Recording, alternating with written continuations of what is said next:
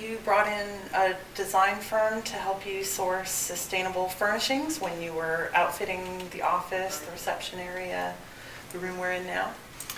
Yes, one of our clients actually helped us, Interform Interiors, and Interform is actually a certified green business. So they were behind us. They knew what we were trying to achieve. They helped us select the materials, and some of the things that we've done, we have FSC certified woods, and we also have some recycled products to the extent that we can have them. With the carpet, we don't have whole cloth carpeting, it's carpet squares, and we try to use low or no VOC paints and adhesives in the interior spaces for indoor air quality purposes. Those are all great steps. And I heard that you also went for recertification in 2007 after your initial certification in 2003. Why do you feel that that's important to do, to recertify? Well, again, I think that would come back to our desire to be authentic and transparent in our mission, what we were trying to do. We wanted someone to come back in and see the path that we've been on, what we have done, and where we were going to, and really give us a neutral eye, someone who wasn't necessarily buying into what we have done. They were there to evaluate what we had accomplished and to see if there were any changes. When we first did this in 2003, there wasn't as much interest in being a green business. In 2007, we wanted to make sure that we were staying current with some of the changes that occurred over time, and really making sure that we were doing everything possible to commit to that higher performance level for environmental stewardship. And you also work with clients that are in environmentally related fields. Yes. Can you tell us about that? Yes, well, our Green Business Group, it's an interdisciplinary group, and one of the disciplines in that group is an environmental law practice. And we have a tremendous environmental law practice here at Wendel Rosen. So the clients that we work with, they may be developers, they may be engineering firms, architects, not necessarily all the people that maybe you would think of when you're thinking of a green business. But they're definitely clients that they need to know the regulatory landscape in which they're operating under. A green business is not very much different than any other business, except that they may want to push the environmental stewardship of their business a little bit more. So they need to understand the regulatory landscape that they find themselves in. And that's where our environmental law group comes in very, very handy.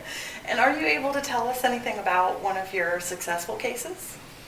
Well, in the green business space, probably the answer is yes and no. I mean, in a transactional capacity, there are a lot of successes, but the one that we're probably most proud of is we worked with StopWaste.org on at that time it was a LEED Platinum construction project, green building project, and we helped them with all the construction documents, and that was a great program to be involved in. And then there were some other aspects of that particular project that we were involved in terms of monitoring and some of the compliance work. But in terms of litigation, there's still a lot of goodwill in the green space. You don't really see a lot of litigation in the green business space. Now that may change. There are some regulatory changes coming around marketing claims from the Federal Trade Commission that may change that. But for the time being, I would say no, there isn't a litigation matter that I could point to. Now in an environmental law context, yes, I had a case that I really enjoyed. It was a case that went on for many years where we were representing a public agency. The public agency had purchased an alternative road-based material. That material turned out to contain a regulated heavy metal that you couldn't really use in the application that they had it in. It was leaching out of the material to the soil and groundwater.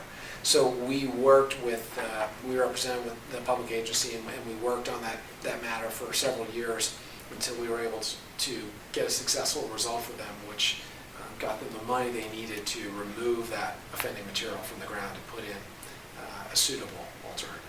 Well, that's a good result for It was a good result. win all around. That's right. And the firm is affiliated with some environmental organizations, some green organizations. Can you tell us about a couple of those? Sure. The USGBC is probably one of the organizations that is most dear to our hearts. My partner, Don Simon, he is one of the co-founders of the Northern California chapter, and our firm serves as general counsel to that chapter. Don is also president of Build It Green, and in that capacity, we have a very strong commitment to green building, whether it be commercial or residential.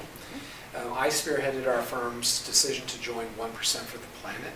And 1% for the Planet is a collection of 1,000 plus businesses worldwide that give 1% of their annual revenues to approved environmental nonprofits. So that's been very good for us.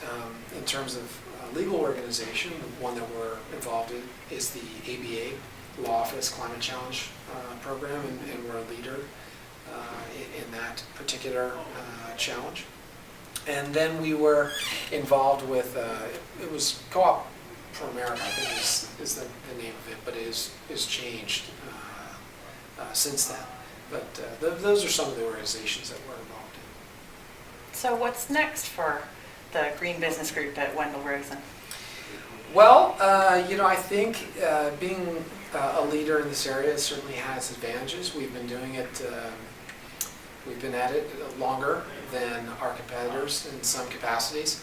And we really think that there's going to be some very exciting changes in energy, but also some infrastructure as well. I think you're going to see kind of a back to basics approach: food, energy, water, infrastructure. And the clients that we're working with, they have some very exciting projects in those areas. And I think when they come out, people are really going to be impressed by the advances that are being made in green business. Good. And if our viewers have any legal questions or even just want some advice about how to green their business, how could they get in contact with you? Well, probably the easiest way to do it would be through our website, which is www.wendel.com, and that has one L in it, not two as some people spell it. Or they could contact our office, which is 510-834-6600. They could certainly ask to speak to me, or they could ask to speak to Don Simon, or Richard Lyons in the office. Great. Well, thank you very much for your time today, Bill. We really appreciate having you. Anytime. All right. Cheers.